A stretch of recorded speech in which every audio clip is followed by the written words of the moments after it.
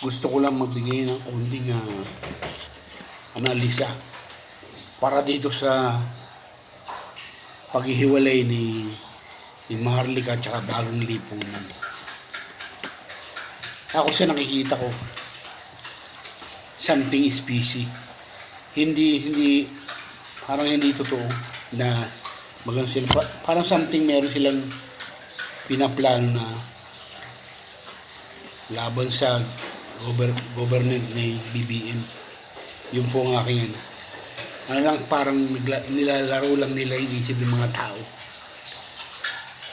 para sabihin nga naman ano. Pero bandang huli makikita nyo yung dalawa, silang dalawa pa rin. Bakit hindi rin salita si Maharlika ng patungkol sa mga bagay na sinasabi ni Bagong Lipunan? Kasi nga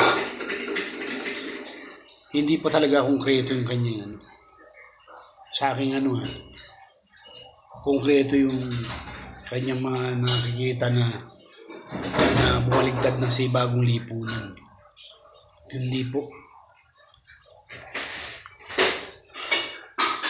Ako naniniwala ko, parang lang, parang nilalaro lang nila yung isip ng tao at saka yung isip ni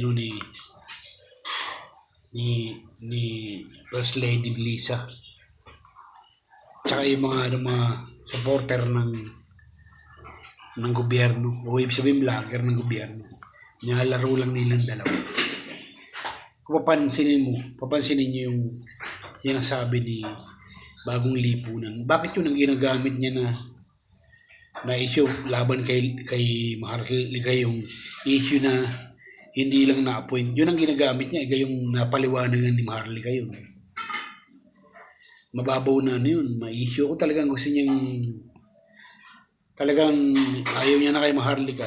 Sabihin niya yung pinaka-worst, maaaring sabihin niya na humanap siya ng dahilan na mas mabigat na dahilan, o yung siya'y tao dito yung masyado siyang in-underestimate ni Maharlika o something like that, na very personal yung pwedeng gamitin niya yung laban kay Maharlika at para masabi talagang totoo nga na naghiwalay na sila, magkagalit na. Pero kung yun lang na issue na ibinato ka Maharlika na ipaliwanag niya naman na matagal na panahon, hindi niya pwedeng balik-balikan niyo kasi hindi na bibili ng tao yun, hindi na naniniwala ng tao. Kamaging ako hindi ko pananiwalaan kasi pinaliwanag na ni Maharlika yun, di ba?